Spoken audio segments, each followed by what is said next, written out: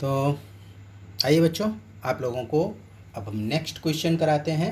Non profit organisation, question number 12, page number 58 और हमारी NCERT book. तो इसमें हम लोग उसी अप्रोच को फॉलो करेंगे जो हम लोगों ने प्रीवियस क्वेश्चन में की थी। हम दोनों चीज़ें एक साथ बनाएंगे। कौन कौन सी? इनकम एंड एक्सपेंडिचर और क्लोजिंग बैलेंस शीट। एक करेक्शन इसमें भी है, जैसा पिछले क्वेश्चन में हम लोगों ने देखा था कि इसमें भी ये ओपनिंग बैलेंस शीट दी हुई है लेकिन इसने डेट गलत पड़ी हुई है, तो आप लोग इसको करेक्ट कर दें। और इससे रिलेटेड जो एडजस्टमेंट थे बैलेंस शीट की वो हमने इसमें टिक कर लिए हैं। आप लोग देखेंगे इसमें तो ऊपर हमने टिक कर लिया है कि जो टाइम उसमें चला जाता है तो वो ना जाए।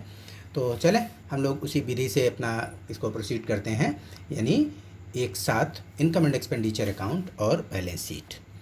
तो income and expenditure account, income and expenditure account ये कब का आप बनाएंगे?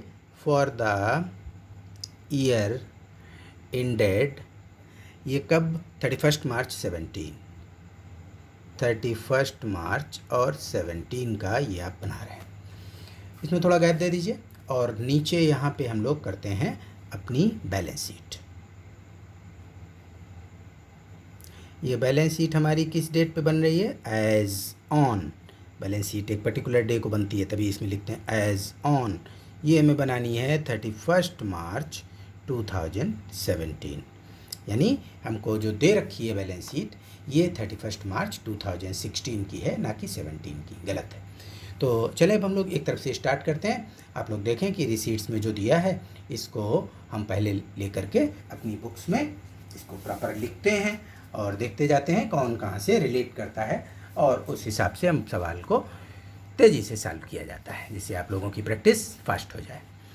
तो बैलेंस BD, ओपनिंग बैलेंस तो opening receipt and payment account में दे ही रखा है, तो आपको इससे कुछ नहीं करना है। नेक्स्ट है सेल ऑफ ओल्ड फर्नीचर। ये दिया है sale of old furniture. Furniture कितने का था? 6000 का। कितने में बेचा? 4000 में। तो हमें प्रॉफिट हुआ कि लॉस हुआ? हमको लॉस हो गया। तो लॉस आप किधर लिखेंगे? एक्सपेंडिचर में।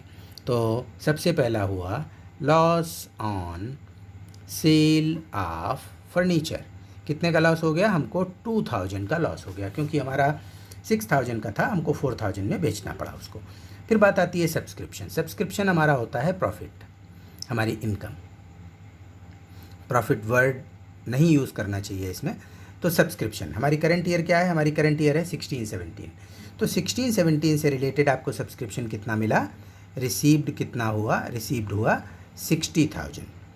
अब इसमें आप एडजस्टमेंट देखें तो हमारे जो इसमें एडजस्टमेंट दिए हुए हैं कि हमारा जो आउटस्टैंडिंग सब्सक्रिप्शन था, यानी लास्ट ईयर का 18,000 हमारा बाकी था, और हमको करंट ईयर में 18,000 मिल भी गया। तो ये दोनों चीज़ें पक्की हो गई, और ना आपको इसका कुछ करना है ना ही इसका कुछ करना है, क्योंकि लास्ट ईयर से रिलेटेड है। अब बात करते हैं, इसने जो नीचे बताया है फर्स्ट एडजस्टमेंट, ये आपको ध्यान देना है। इसने दिया है the club had 500 members each paying an annual subscription of 150। तो हमारा बनता कितना है इस साल की सब्सक्रिप्शन की इनकम, कि मेंबर कितने हैं? मेंबर हैं हमारे 500। तो अगर हम देखें तो 500 इंटू हमें कितना इस साल मिलना चाहिए? हमको मिलना चाहिए 500 इंटू 150। हमारा इस साल का सब्सक्रिप्शन बनता है 75,000। तो 75,000 हमारा सब्सक्रिप्शन बनता है, और मिला कितना? 60,000। तो अभी हमारा बाकी कितना? एक्रूड कितना? एक्रूड सब्सक्रिप्शन करंट ईयर का वो हमारा बाकी रहता है 15,000। तो ये आप यहाँ पे लिख देंगे। साथ साथ हम लोग बैलेंस शीट भी कर रहे हैं, तो हम लोगों को चाहिए कि बैलेंस शीट में भी इन फिगर्स को लिखते जाएं। तो जो एक्रूड सब्सक्रिप्शन है 15,000, ये हमारी एसेट है, और आप इसको यहाँ लिख देंगे एक्रूड सब्सक्रिप्शन, क्योंकि ये आपका रिसीवेबल हो गया ना, इस साल का आपको इतना अमाउंट नहीं मिला, तो ये आपने बैलेंस शीट में भी लिख दिया साइमल्टेनियसली। नेक्स्ट आइए, अब देखिए इसमें एक हमको सब्सक्रिप्शन मिला हुआ है नेक्स्ट ईयर का 17-18 का, किसी ने हमको 12,000 दे रखा है। तो इसका मतलब क्या है? इसका मतलब है कि हमको किसी ने एडवांस दिया। तो अगर एडवांस इनकम रिसीव हो जाती है तो वो हमारी लायबिलिटी होती है, और इसको आप लायबिलिटीज़ में लिखेंगे एडवांस सब्सक्रिप्शन। तो एडवांस सब्सक्रिप्शन हमको कितना मिला है? हमको मिला है 12,000। तो ये आपने यहाँ लिख लिया, इसकी बात पूरी हो गई। फिर आगे देखिए, sale of old newspaper, sale of old newspaper ही मिसलेनियस रिसीट माना जाता है और हमारी इनकम में आता है। तो मिसलेनियस रिसीट करके ही दिखा देते हैं इसको। ये है हमारा 10,000 sale of old newspaper, sale 10,800, बहुत ज़्यादा न्यूज़पेपर इनके पास रखा हुआ था। चलिए भाई, profit from entertainment, profit from entertainment ये भी हमारी नॉर्मल इनकम हो गई। तो प्रॉफिट फ्रॉम एंटरटेनमेंट 44,000। बहुत अच्छी राइटिंग तो आप लोगों को नहीं दिखा पा रहे हैं, लेकिन आप लोग समझने की कोशिश करिए, क्योंकि थोड़ा फास्ट हो जाए तो अच्छा है। रेंट, रेंट भी हमारी रिसीट्स में है तो हमारी इनकम। तो रेंट 84,000 ये आपने लिख लिया, तो ये चीज़ें आपकी पूरी हो गई। फिर चलते हैं, फिर हम लोग देखें हैं पेमेंट साइड। तो पेमेंट साइड पहले ही आता है फर्नीचर। तो फर्नीचर में देखिए क्या सीन है। फर्नीचर में ये कहता है कि फर्नीचर 18,000 का परचेज़ किया गया। हमारे पास लास्ट ईयर का फर्नीचर कितना था, तो यानी हमारी बैलेंस शीट का आइटम है। तो लास्ट ईयर का फर्नीचर हमारे पास लास्ट ईयर की बैलेंस शीट में मिलेगा। तो फर्नीचर 37,000, ध्यान देना इसमें। फर्नीचर हमारे पास ओपनिंग बैलेंस था 37,000, ये हो गया 37,000। फिर आपने ख़रीदा कितने का फर्नीचर, ये हमारे पेमेंट साइड पता चल रहा है कि हमने इतने का फर्नीचर ख़रीदा है 18,000 का। तो प्लस परचेज़ 18,000 प्लस कर दीजिए इसको, 1 2 3 5, लेकिन साथ में आप ये भी ध्यान दें, आपने कुछ ओल्ड फर्नीचर बेचा है 6,000 का। 4,000 से नहीं मतलब रखोगे, क्योंकि 4,000 तो उसकी सेल वैल्यू है, उसकी कॉस्ट प्राइस क्या थी, उसकी बुक वैल्यू क्या थी, 6,000, तो it is to be deducted. So less sold, इसमें से आपने 6,000 का सोल्ड। तो आज की डेट में हमारे पास फर्नीचर हमारी बैलेंस शीट में कितने का बचा, 49,000 का। तो फर्नीचर की मैटर हो गया। Then library books, library books भी हमारी एसेट्स में कंसीडर की जाती हैं। अगर यहाँ पे कोई फर्नीचर पे डेप्रिसिएशन वगैरह होती तो उसको हम इनकम एक्सपेंडिचर में भी दिखाते और यहाँ लेस करके दिखाते। अब आ जाइए, अब आती है हमारी लाइब्रेरी बुक्स। लाइब्रेरी बुक्स ये हमारे पास स्टार्टिंग में कितने की थी, ओपनिंग में 30,000 की, जो कि आपका बैलेंस शीट शो कर रही है 30,000 की हमारे पास लाइब्रेरी बुक्स थी। और क्या आपने ड्यूरिंग द ईयर परचेज़ किया, यस, हमने 10,000 की बुक्स परचेज़ की। प्लस परचेज़ कितने की, 10,000 की। क्या हमने इसमें से कुछ बेचा, क्या उस पर कोई डेप्रिसिएशन, कुछ भी नहीं दिया है। तो बस आप इसको 40,000 बाहर कर दीजिए। तो लाइब्रेरी बुक्स का मैटर हो गया। अब आ गया सैलरीज।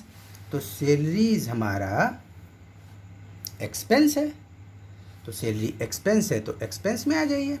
यहाँ देखिए, यहाँ लिखिए सैलरीज। सैलरीज के नाम पे आपने कितना पे किया, सैलरीज के नाम पे किया गया 72,000। और सैलरीज में कुछ एडजस्टमेंट हैं, इसको समझिए ध्यान से।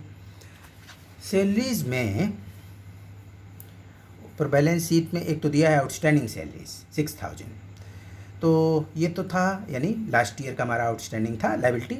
नीचे देखो एडजस्टमेंट क्या कहता है, on 31 March 2016 salaries outstanding amounted to ₹1,200 and salaries paid include 6,000 for the year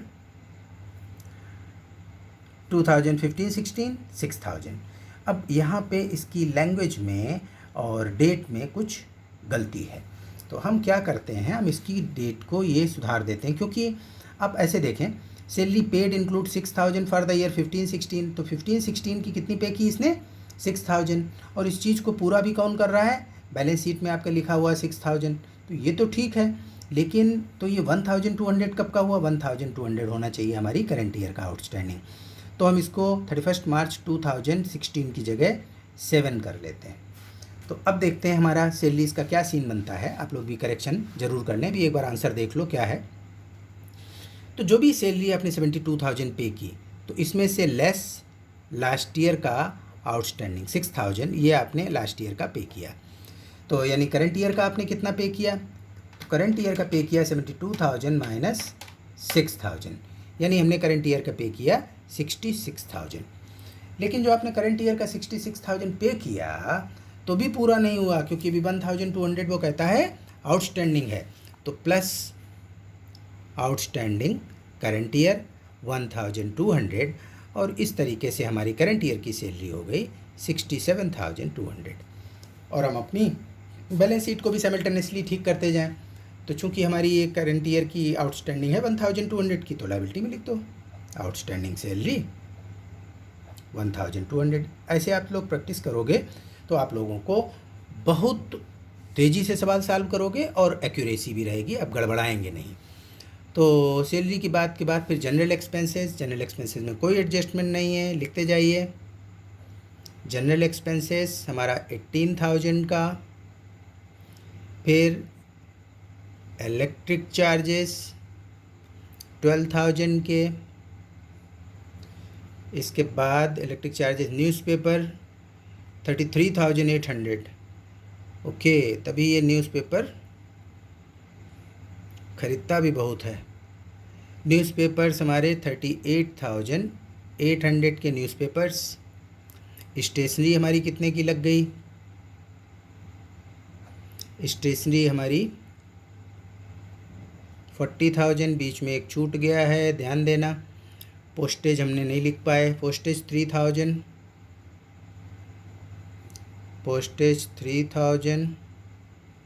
then postage के बाद स्टेशनरी हो ही गया। ऑडिट फ़ी हम लोग देते हैं checking and verification of books of record के लिए।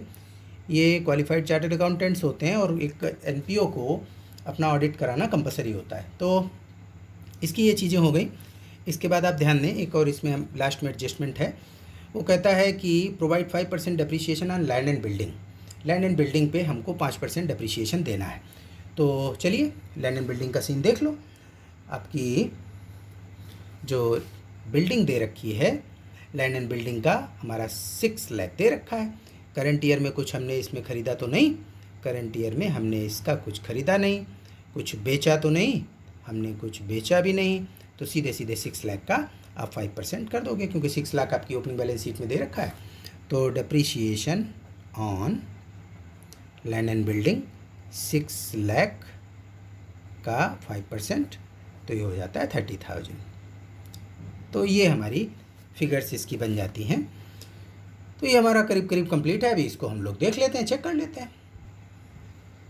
तो ये हमारा कंप्लीट हो जाता है। इसके अलावा जो आपने लैंड एंड बिल्डिंग की डेप्रीशिएशन के बाद, लैंड एंड बिल्डिंग आपकी बैलेंस शीट में 6 लाख की दे रखी है, तो बैलेंस शीट में 6 लाख माइनस 30,000 डेप्रीशिएशन 5,30,000 आप इसका बाहर कर देंगे।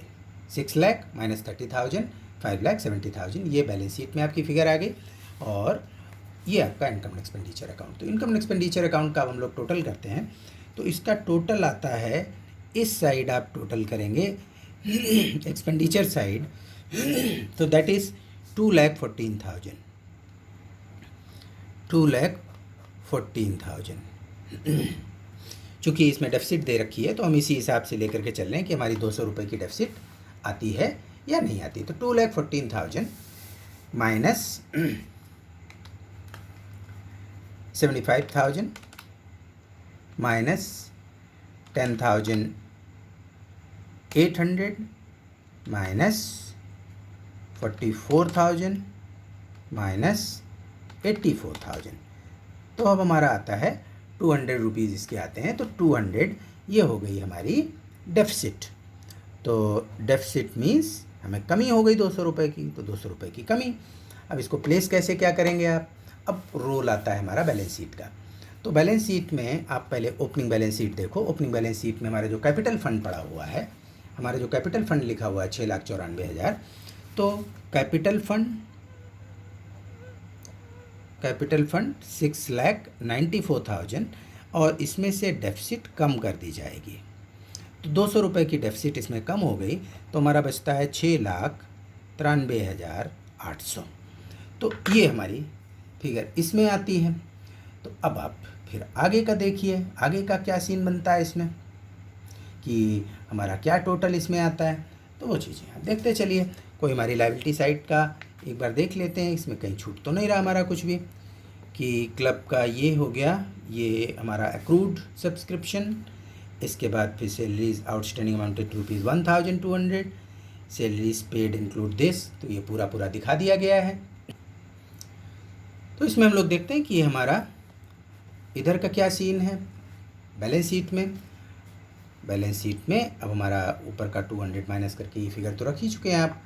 फिर आप देखिए कि हमारी एसेट साइड, एक इसका भी बैलेंस हमको रिकॉर्ड करना है, क्योंकि हमारी रिसीट पेमेंट में जो क्लोजिंग बैलेंस है, ये क्लोजिंग बैलेंस हमारी क्लोजिंग बैलेंस शीट में जाएगा। So cash 33,000। अब हम लोग इसका टोटल कर लेते हैं। तो टोटल आप लोग इसका चेक कर लें। 12,000 प्लस 1,200 प्लस 6,93,800, तो ये मिल करके आ जाता है हमारा 7,07,000। तो 7,07,000 आपका हुआ। और दूसरी साइड इसको भी मिला लेते हैं हम लोग। तो इधर हमारा होता है 15,000 प्लस 49,000, 40,000 प्लस 5,70,000 प्लस 33,000। तो ये नहीं, क्या इसमें गलत आ रहा है, 15 प्लस 49 40 570 000 अवॉइड कर दिए 33। तो ये भी हमारा 7,07,000 ये आ जाता है। तो हमारी बैलेंस शीट टैली हो गई। तो बस बच्चों, इसमें इस तरीके से आप लोग करिए तो आप लोग की प्रैक्टिस भी हो जाएगी और साथ में कोई गलती के चांस भी नहीं रहेंगे, और ईज़िली हम सब समझते हैं इस क्वेश्चंस को आप लोग कर डालेंगे। तो चलिए, और अगर ये आपको टेक्निक अच्छी लग रही है तो भाई लाइक ज़रूर करिए, और फिर आगे बढ़ते रहिए, आप लोग अच्छे से सीखिए। Thank you.